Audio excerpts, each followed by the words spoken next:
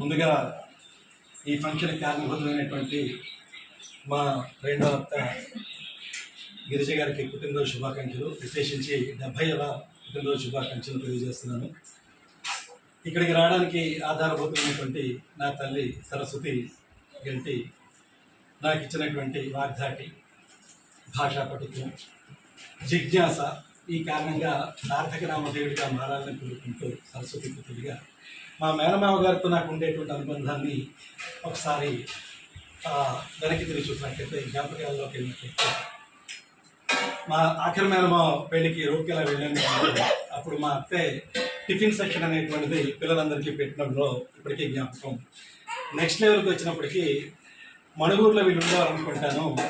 అప్పుడు వీళ్ళ ఆఫీస్ జీపులో వీళ్ళ పాపం తీసుకెళ్ళి అవన్నీ చూపెట్టి మా అత్త డెలివరీ కోసం పెళ్లి కుట్టడం అనుకుంటాను, లేరు తను. బట్ ఆయన ఆపరేట్ చేయడం, మాకు బట్టలు కొనడం, ఆఫీస్ జీపులో తిరగడం ఇప్పటికీ స్టిల్ మెమరీగా వెనక్కి తిరిగి చూపుకుంటూ ఉంటుంది. నెక్స్ట్ లెవెల్కి వస్తే నా మ్యారేజ్ అయిన కొత్తలో నేను, మా మిస్సెస్ అండ్ సమ్ అదర్ కూడా వెళ్ళాం వాళ్ళ ఇంటికి. హైటాట్ ఉన్నాం అనుకుంటాను. మేనమామగా రైల్వే స్టేషన్కి వచ్చి కార్ తీసుకొచ్చి వాళ్ళ ఊళ్ళో ఉండేటువంటి దేవాలయాన్ని చూపెట్టి మళ్ళీ రైల్వే స్టేషన్ దిగిపెట్టుకుని ఒక మేనమామగా ఆయన చూపెట్టినటువంటి హాస్పిటాలిటీ వాట్ ఇట్ మేబీ అది చాలా జ్ఞాపకాల్లో మంచిగా అనిపిస్తూ ఉంటుంది. ఈ మధ్యకాలంలో తీసుకున్నట్లయితే ఫంక్షన్ ఉంది రమ్మని చెప్పారు, సరే అనుకున్నాం. కొన్ని కారణాల వల్ల నేను బిజీగా ఉన్నాను.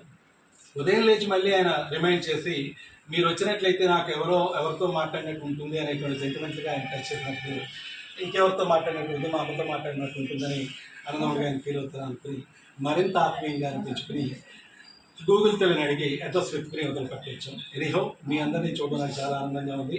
మారా కూడా మీకు అందరికీ ఆనందానికి హేతువని భావిస్తూ ముగిస్తున్నాను.